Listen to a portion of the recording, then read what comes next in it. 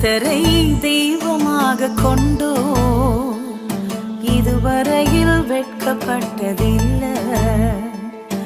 அவரையே ஆதரவாய் கொண்டோ நடுவழியில் நின்று போவதில்லை. வேண்டும் போதெல்லாம் என் பதிலானாரே, வாழ்க்கை முழுவதும் என் துணையானாரே. ஜெபிக்கும்